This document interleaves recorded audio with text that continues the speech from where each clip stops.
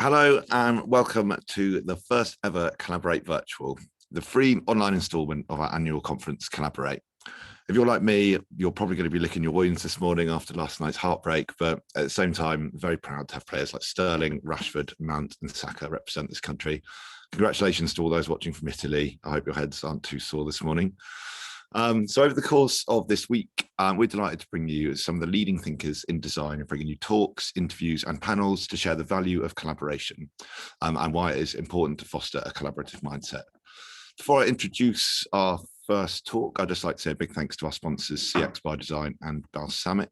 Today we have talks from Simon Norris, Sophie Freermuth and Joe Knowles.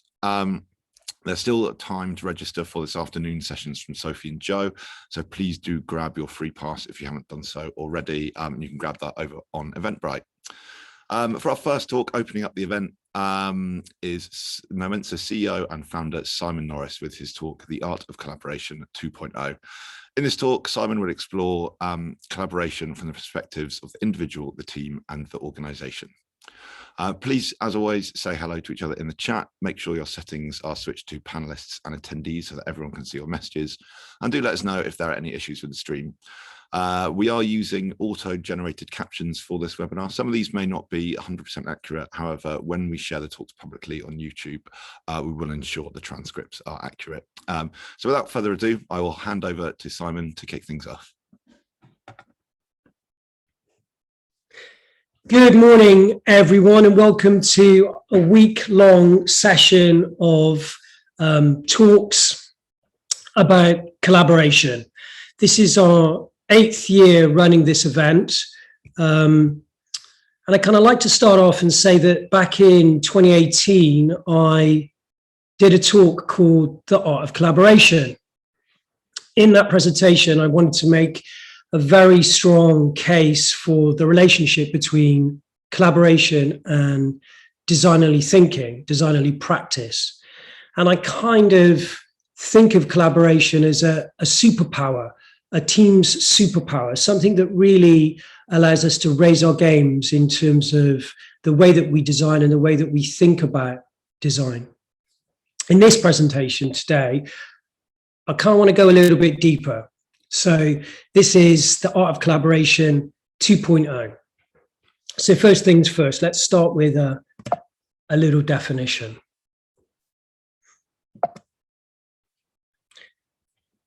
Hold on a second, I have got there we go, everything works. So what is collaborate? What is it to collaborate? What does it mean? Recently, I've come across this idea that collaborate is almost used as a kind of a throwaway term. Everyone is collaborative. Everyone can collaborate. I want to kind of go a lot deeper into why I think that collaboration is a superpower and that collaboration is something that takes a lot of skill and a lot of practice to do. It's not something that comes easily, even though we have the capability and potentiality for that. But the definition of collaborate is the action of working with someone to produce something. The key concept here is working. It's how we work together. And this is really essential for collaboration. So let's start with a really simple metaphor, the humble lunchtime sandwich. So if I ask the question, how many people make the sandwich? You can imagine the scenario. You go to a shop, you ask for your favorite sandwich, whatever it might be, and the person makes the sandwich for you. Well, how many people make that sandwich? It seems almost a ridiculously simple question. It's self-evident. You would say one person makes that sandwich, right? Well, I would argue no. I would argue that many people make that sandwich, that sandwich is made by many people, and that the scale of the collaboration behind a very simple idea like making your lunchtime sandwich is a lot more complex, a lot more involved than what we initially think. And it has a lot to teach us about how to collaborate and how to collaborate well. the sandwich as a concept is the whole. And we know that the sandwich is made up of parts, ingredients.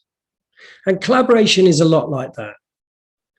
The skills that we have, the roles that we play, the actual delivery of the design work that we do together creates something more.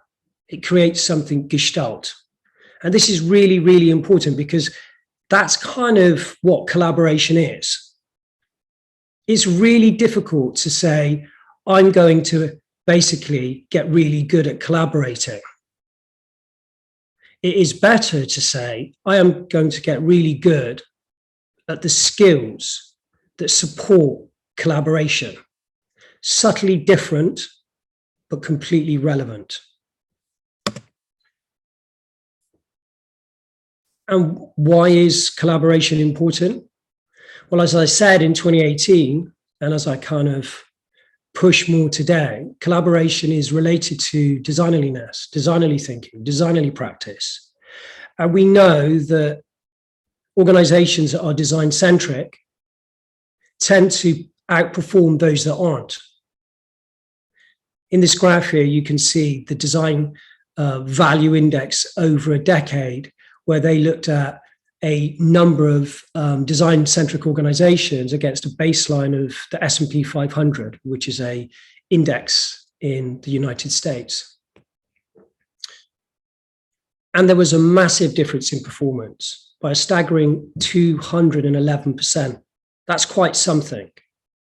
And this is further reinforced by McKinsey, that did their own analysis and have their own index, the McKinsey Design Index. And what they showed was that design not only increases revenues between 1 to 3 times, but it also increases shareholder returns, again, by 1 to 2 times. These are huge, huge differences.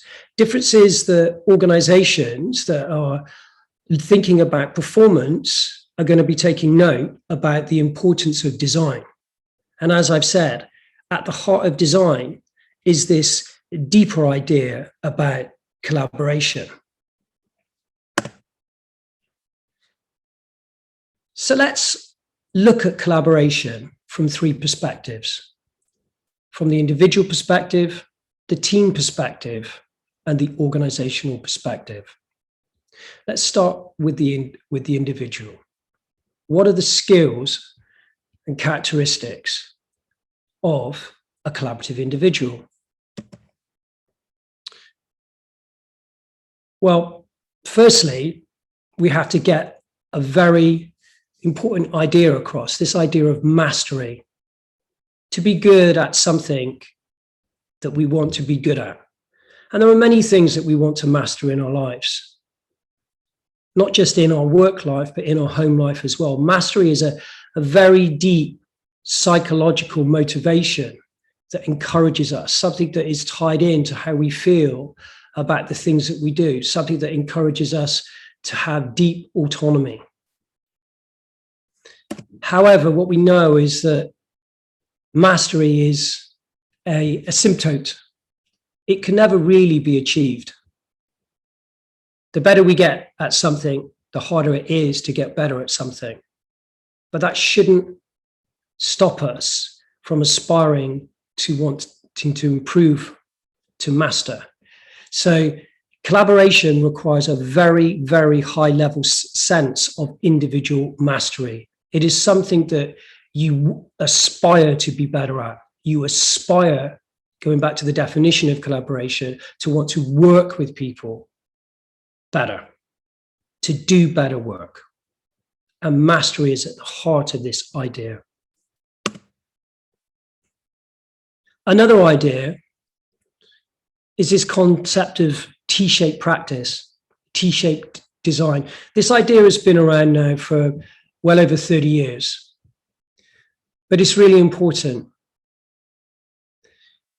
The kind of top bar of the T should be seen as the kind of a wide breadth of experience across a number of domains, a number of disciplines, across a design life cycle, if you will. And then what we have is specializations. And these are deep understandings, deep skill set. Collaborative individuals are looking to deepen their skill set whilst at the same time broadening their perspective. This goes back to this idea of the humble sandwich that's made up of the material parts that creates a sandwich. A great sandwich is how we make it. And this is the same way with how we deliver design and do design work. It is what we bring, the level of mastery that we bring that makes a difference. And our T-shaped skill set completely and absolutely is behind how well we do that. Essentially, what we're all trying to do is become the generalist specialist. We want to increase our general knowledge of design practice, how to collaborate, whilst at the same time increasing our specialist knowledge. These are the things that collaborative individuals do. Other characteristics that they exhibit as well, they're good at listening, receiving and giving feedback. They acknowledge others. They're really good at expanding on other people's ideas. They work as a team. They celebrate everyone in their team. They're adaptable. They can see the bigger picture. Problem solving is something that they thrive on. They're commercially orientated and they understand, especially today, given what we've all gone through, how to work on and off site, asynchronously and synchronously across time zones as well. But I want to pick out one super skill that a collaborative individual exhibits that I think powers all of the others. This idea of plussing. I spoke about this in 2018, and it's an idea that I got from Pixar. This is criticism with a twist. This is not shooting someone down. This is not wanting to speak. This is not winning an argument or having to be right. This is how you take an idea that someone else says, good or bad, and you make it better. And then the next person makes it better, and the next person makes it better. And all of a sudden, what you have is this positive virtual circle effect, where an idea may not have been the very best idea to start off with, but it actually goes through so many minds that it becomes a brilliant idea. Collaborative people are really good at plussing other people's ideas, really good at it. This is a tell that you know that they're collaborative. And some people are so good at collaboration, we have to think of them as super collaborators. What does that mean? A super collaborator is not just excellent at general perspective. They have multiple specializations at their disposal. They may be exceptionally talented at experience design, at illustration, creativity, coding, communication. It is not just one thing that they are good at. They are good at many things. Some people have referred to this not so much as T-shaped thinking, but thinking like the broken comb. And this is the other idea. When you encourage this broader perspective, there is an opportunity to actually become better at more than just one thing. And this is what we want to encourage. We want to encourage everyone to be a super collaborator. We all know who super collaborators are. They're all around us. They inspire us and show us ways of thinking and designing that we haven't thought about ourselves. They give us the opportunity to plus our own thinking and skills. Super collaborators are like rocket fuel for design teams.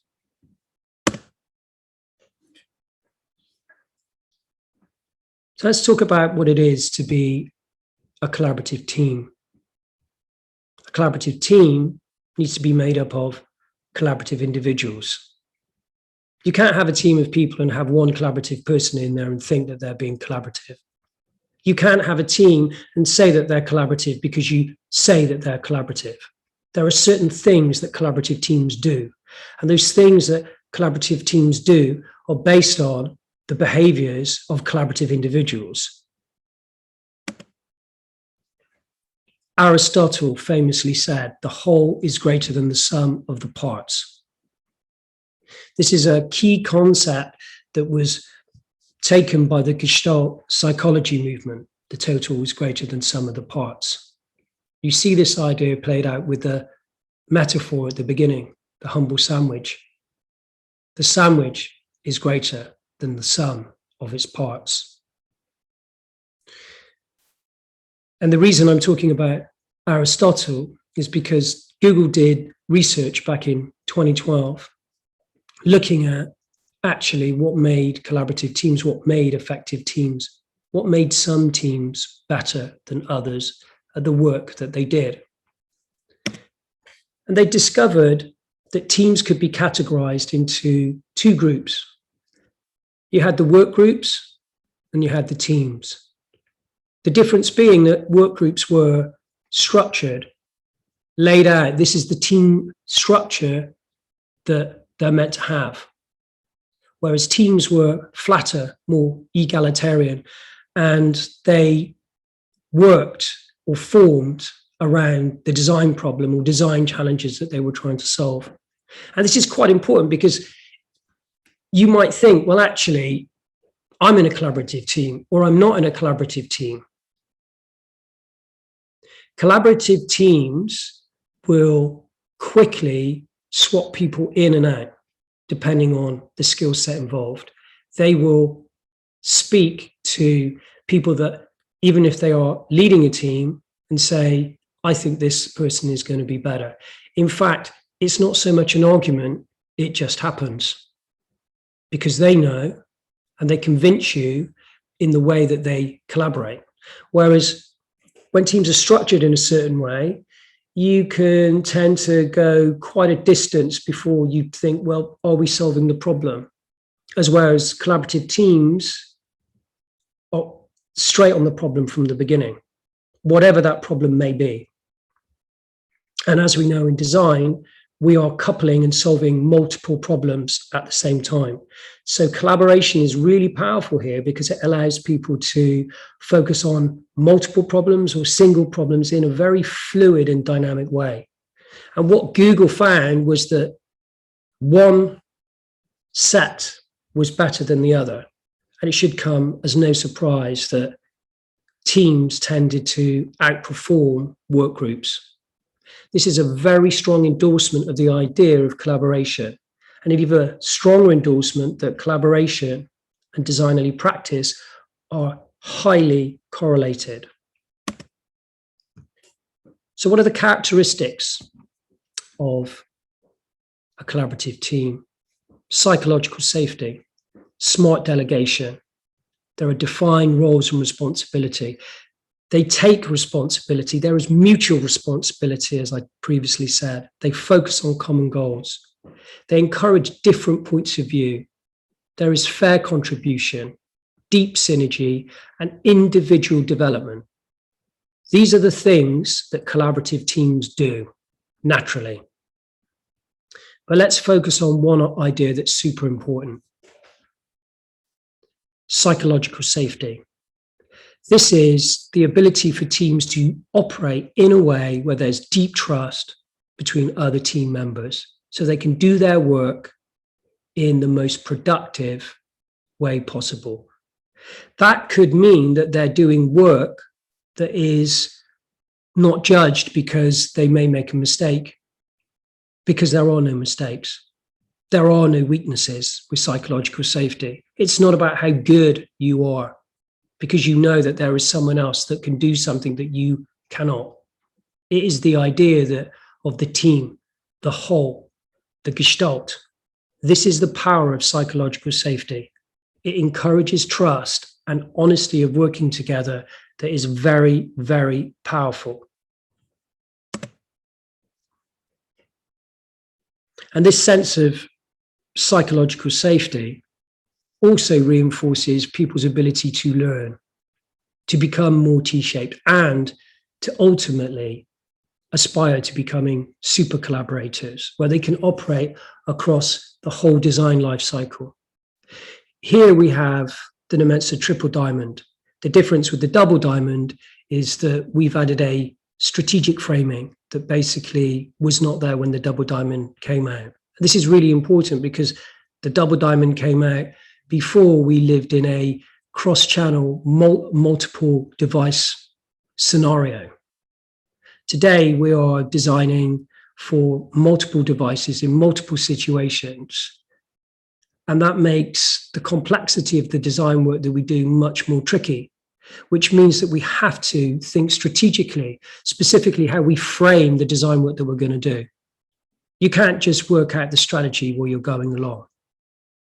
That is not just wrong, that is not going to be commercially competitive in the 21st century. Really good organizations will be working out strategically what to do and what their proposition should be, and then designing to communicate those propositions at scale. That is a very different way of designing to what we did back before Apple brought out their phone in 2007. So you have to think strategically now about how you do design. And collaborative thinking and collaborative teams tend to exhibit that. They're always thinking about the bigger picture, how their work fits in to a program or the organization in terms of what they're trying to achieve. It's more than just the bit they're doing. They know that. And that is the power of collaborative thinking from a team perspective. So finally, let's come on to the idea of what makes a collaborative organization and how an organization can become more collaborative. Key concept is diversity. And there's a beautiful quote here by, for those that know it, from the film of the genius chef, Chef Gusteau. Not everyone can become a great artist, but a great artist can come from anywhere. This, to me, epitomizes the idea of diversity. It transcends whatever we think about someone's individual capability or competency. We know that not everyone can be a great designer, but we know that a great designer can come from anywhere. And here we have an example of an orchestra, a supermind, if you will. And at the top of that supermind is a conductor. And the conductor, she's not a person that's just waving their arms about willy-nilly. She understands deeply the type of music that needs to be played and its emotional expression. She is leading the whole orchestra in a performance of super collaboration to deliver something that is truly exceptional. And all those musicians, they're not just experts at reading music. They're experts at playing in time, a skill that if you cannot do well, you will not be able to play in an orchestra, regardless of how good you think you may be. This is really important. To collaborate, you have to have this skill set if you're going to be in an orchestra. And it is the same with design. If you're going to design in a big team and you are designing at scale, you really need to be able to collaborate well. That is as critical for an orchestra as it is for a design team, as it is for any team behavior. You have to be able to collaborate well to be able to perform well. Let's look at some of the characteristics of a collaborative team. Smart delegation. They tend to, as I previously said, have flatter structures. They know that respect is earned. They are noisy with debate. They consider mistakes to be a fundamental learning process. There's authentic listening. and questioning. Silo mentality is constantly challenged, and there is a profound importance placed on everyone within the organization. Let's look at one aspect from these characteristics. Silo mentality. Now, this is really important. If you are in a design organization and you're not understanding the importance of your work in the broader scheme of what you're trying to do, it means that there is silo mentality happening. It means that the design being practiced is less strategic. And this doesn't take away from how amazingly talented a bunch of designers can be. But if they don't have a sense of what is their bigger purpose and what they are trying to achieve together, essentially, the design will not be as influential as it could be. We have to understand where we're trying to go to be able to know how to get there. It's not just about being good at practicing design activities and skills. It's about practicing those designs, activities, and skills with the bigger perspective of what we are trying to achieve together as part of the organization. And silo mentality exists because human beings are very clever and we keep improving our knowledge and our specialization. We learn incredible things day by day, year by year, that actually means that more specializations increase. So we really need to be aware of this. We can't stop specializing. We can't stop creating silos, but we can become aware of them and we can work to reduce those silos. We have to be aware that silos don't just happen between people, but they happen in our heads. We have to work on becoming less silo orientated. And this is a constant practice that is also at the heart of being collaborative. Collaborative people know that they have to constantly work on this idea. So hopefully you're kind of getting the feel that I think that collaboration is pretty important. I think it is. And I think it's not just important. I think collaboration is the new competitive advantage, especially when you think about it in terms of the designerly capability that results from collaborative practices. Collaboration needs to be seen as a core capability that organizations need to develop skill set in, that underpins how designerly they are, which underpins how good their products and services are going to be designed, which underpins how good their customer experiences are going to feel. And to do that, they need to take a strategic perspective. They cannot assume that it will just get better. It needs to be strategically planned as any other big program of work is planned. You cannot get better at something by thinking about it. You have to think about it and practice it. That means you have to do it. They work hand in hand, thinking and practice. The more we practice, the more we can think about something. The more we think about something, the more it should influence what we practice. They are deeply coupled. And in our model, our capability model, and I want to be very explicit here, we don't have a maturity model. Maturity is an outcome of capability. Capability is what we're trying to build, because capability results in a more mature organization. A more mature organization is a more collaborative organization. You can't just say, hey, we're going to become more collaborative. That makes us more mature. It doesn't work like that. You have to practice the things that actually build capability that allowed you to become more mature, to become more collaborative. And those things we break down into these two dimensions. business management, and design management. And within each dimension are 3 scales. And you have to be able to quantifiably identify where you are within each of these scales to be able to understand how good your capability is. We have tools that help us to measure capability from the perspective of experience design, from the perspective of inclusion and accessibility, and soon collaboration and service design as well.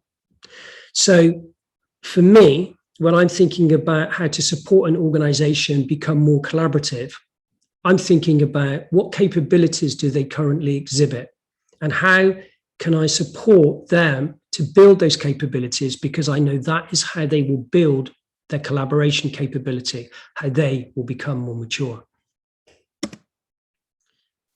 So in conclusion, collaboration is not just a word that we use to say we're more collaborative. It's a word that we can talk about that allows us to state how we're more collaborative as individuals, how we can state how we're more collaborative as teams, and how we can state that we're more collaborative as an organization. It makes us more designerly. And as we know, design is highly valued, highly, highly valued. It is something in the 21st century that generates massive differences. When someone asks me, why is one customer experience better than another? It will come down to it's better designed, and it's been better designed to fit with its proposition. This is always the case. More collaborative organizations that are more designerly produce better products and services. Those products and services deliver better customer experiences.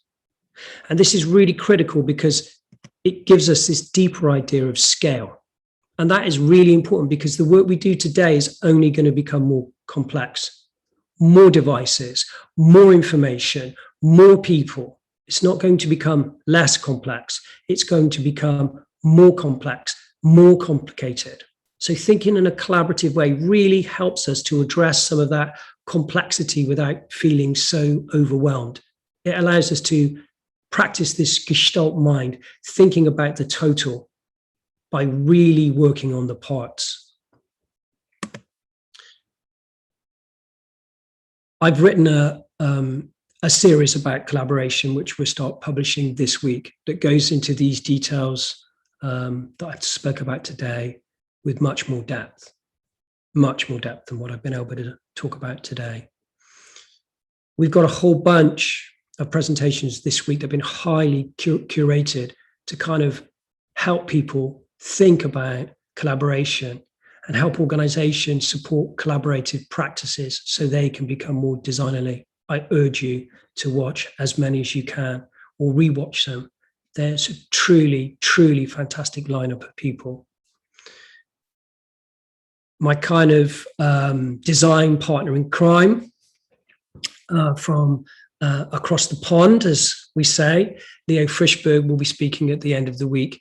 And interestingly, he'll give a presentation about collaboration, looking at a model called the 5 Cs and some of the characteristics that make up collaboration. Definitely worth a watch. And then finally, check out our tools, our experience capability and accessibility tools. They're free, they're anonymous, there are no sales calls. We want you to use them. We want to encourage organizations to become more collaborative. We want to humanize technology. This is why we do it. I hope you've enjoyed the first session of Collaborate. Enjoy the rest of the week. Thank you. Brilliant, thanks, Simon. What an awesome way to open the event. I love that concept of plussing within teams. For those watching, if you have any questions for Simon, please do submit them. I can see a few trickling in already. But Simon, Are there any kind of organizations that you admire from a collaborative point of view? Yeah, yeah. There are. So I've been a big fan of Spotify for a while, and I think that the way that they've gone about designing and developing technology, which has been well copied by a lot of organizations, is a really great example of how to build this sort of T-shaped practice. I'm also, a very big fan of Netflix as well. Like, they have this amazing onboarding process, much of which I've studied and tried to replicate for little old Nomensa. So I think, when I kind of look at organizations, is there an organization that's perfect? It's unlikely, Henry, to be honest. But there are organizations that have, many great aspects of collaboration, that are trying to raise their game, raise that level of mastery, like we are. And I think it's a case of, trying to look at those organizations and think, well, what is it, what they do? And sometimes it's not so much about thinking about the individual specialisms that they do. It's thinking about how they do something as a whole. That's how, that's the first analysis that I bring. How do they operate as a whole? Why are they so designerly? What kind of activities do they do? That's the sort of tell for me that I'm looking for. And then when I tend to sort of dive into some of these organizations, you start to see like how they think and how they form teams. And, you see some of the things that I've kind of outlined in this presentation, that they're flatter and more egalitarian, and they're really into plussing and maintaining psychological safety. Brilliant, thank you. Yes, we have a couple of questions that have been submitted here. First one has been submitted anonymously. It's a great question around how you encourage super collaborators, especially amongst new designers who often have a very strong kind of often blinkered mindset embedded in education, and kind of have a viewpoint that kind of design is only kind of X, Y, Z, and that they will only master this. I mean, yeah. How would you encourage super collaborators in design teams? Yeah, this is a really good question, and it's a question that I get asked a lot. So one of the things that I tend to do, being a more scientific type person, is that I like comparisons. So often what I will do is I'll show two designs that look the same, and I'll say which one is better.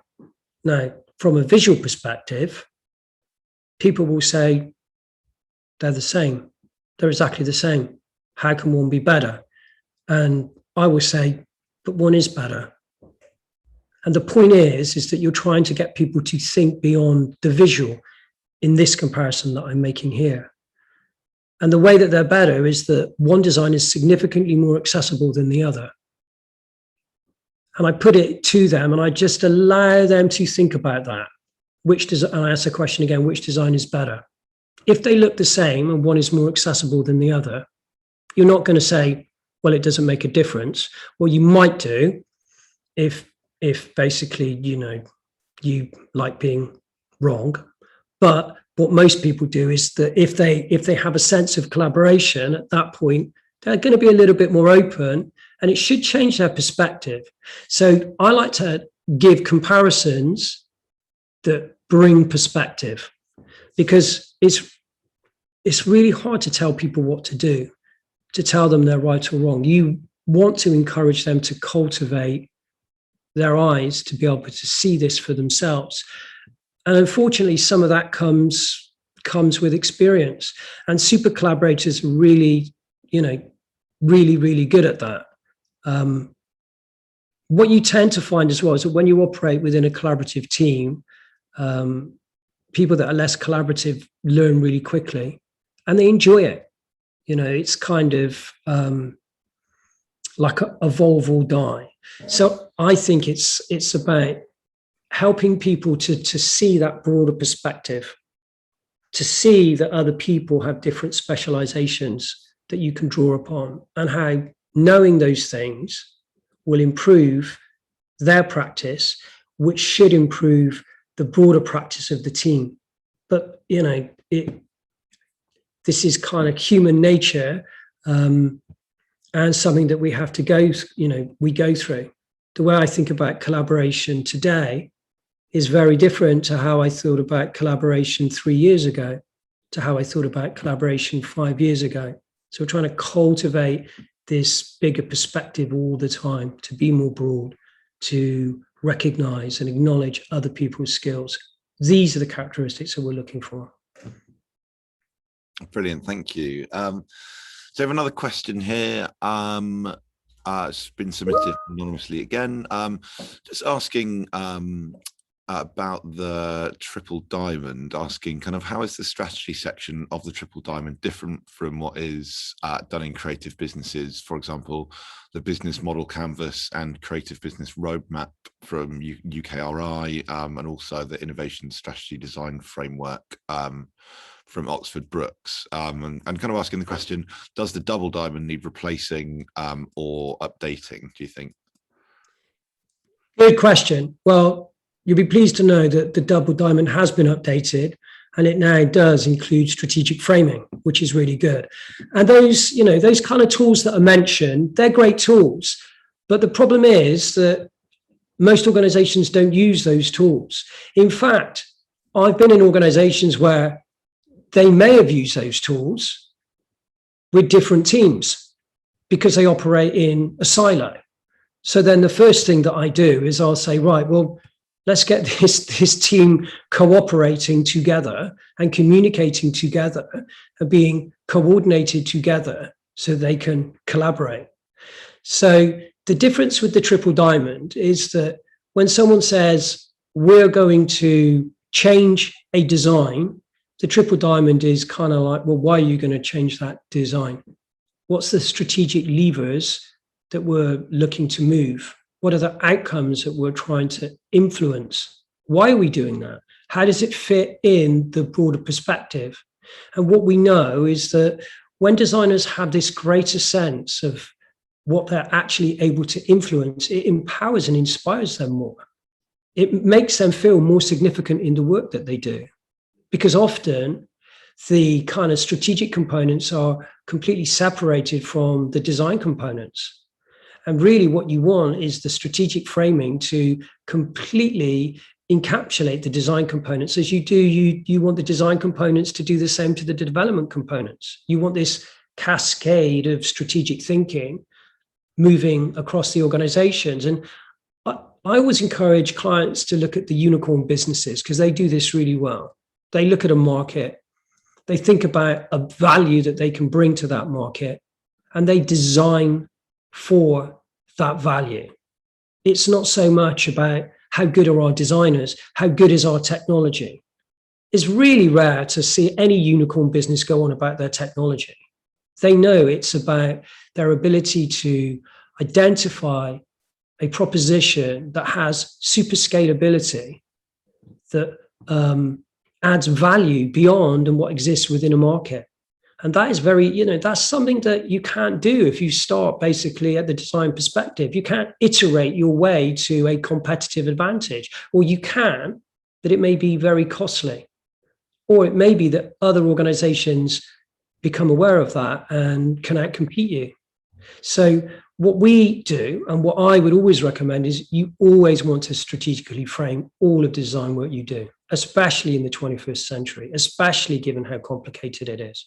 So those models are great. It's just they have to overlap and work together. Designers need to understand, if there's a business canvas that's been done, that this is what the business canvas is. They can't just go, well, that's not important, or we don't care, or that's another part of the business. And that's the norm. Thank you. So I think that's all the questions we have for today. Yeah, I'd just like to say a big thank you to you, Simon. What a fantastic way to start the week. And thanks to everyone for tuning in for this event. Excuse me. We're back at 1 p.m. UK time for Sophie Freeman's talk, running asynchronous workshops, and also back at 3 p.m. for Nomensa's head of UX, Joe Knowles, who will be speaking on resilience in design. You can still sign up for those talks on Eventbrite, and we hope to see you there. Again, thank you to Simon. Yeah, what a fantastic start to the week. Thank you. Thanks, guys.